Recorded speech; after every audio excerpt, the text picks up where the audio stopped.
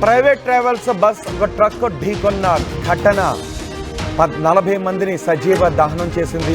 ఈ ఘటన సౌత్ మెక్సికోలో జరిగింది. సౌత్ మెక్సికోలో ఘోర ప్రమాదం జరిగింది.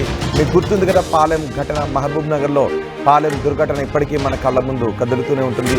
పాలెం దుర్ఘటనలో 45 మంది వరకు బస్సు ప్రమాదంలో కాలి బూడిదైపోయారు. అలాంటి ఘటన సౌత్ మెక్సికోలో చోటు చేసుకుంది. ఇప్పుడు మీరు ఆ ఘటనని ఆర్టీవీ స్క్రీన్ పైన చూస్తున్నారు.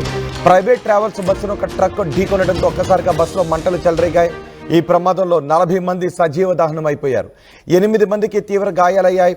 రోడ్డుపైనే బస్సు తగలబడిపోతున్న దృశ్యాలు ఇప్పుడు మీరు ఆర్టీవీ స్క్రీన్ పైన చూస్తున్నారు.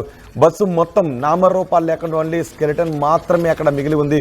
ఒకసారి చూడండి, అది ట్రక్. ఇప్పుడు మీరు చూస్తున్నది ట్రక్ ఆ బస్సును ఢీకొనడంతో ఒక్కసారిగా మంటలు చెలరేగాయి.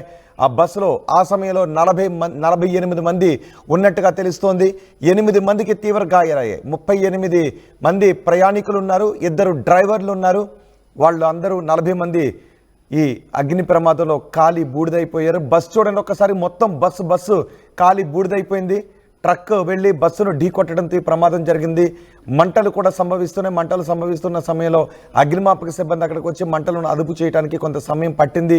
కానీ బస్సులో ఉన్న వాళ్ళు ఎవరూ కూడా ఈ ప్రమాదం నుంచి బయట పడలేకపోయారు. ట్రక్ వేగంగా దూసుకొచ్చి ఆ బస్సును ఢీకొట్టడంతో ఆ బస్సు ఎలా కాలిపోయిందో చూడండి ఒకసారి. రెండో బాక్స్లో మీరు ఆ కాలిపోయిన బస్సు దృశ్యాలు మీరు చూస్తున్నారు.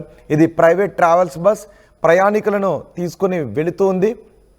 సౌత్ మెక్సికోలో 48 మంది ప్రయాణికులను తీసుకుని వెళుతున్న సమయంలో ఒక్కసారిగా ట్రక్ వచ్చి ఢీ కొట్టడంతో మంటలు చెలరేగాయి. కానీ తప్పించుకోవటానికి ఎవరికీ కూడా అవకాశం ఏర్పడలేదు.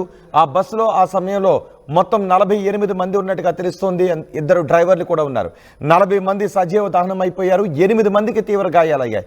8 మంది మాత్రం ఈ ప్రమాదం నుంచి బయటపడగలిగారు. అందులోనూ వాళ్ళు తీవ్ర గాయాలతో బయటపడ్డారు. ఇప్పుడు వాళ్ళకి ఆసుపత్రిలో చికిత్స అందిస్తున్నారు.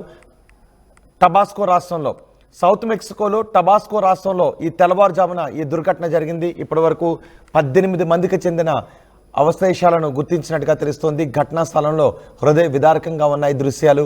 మొత్తం బస్సు ఎలా కాలిపోయిందో మనం చూడొచ్చు. నామరూపాలు లేకుండా మొత్తం బస్సు అంతా కాలిపోయింది. ఆ బస్సులో ఉన్న ప్రయాణికుల్లో 40 మంది చనిపోయారు. ఘటనా స్థలంలో ఇంకా సహాయక చర్యలు కొనసాగుతున్నాయి. అయితే ప్రమాదానికి గల కారణాలు అతి వేగమే అని తెలుస్తోంది.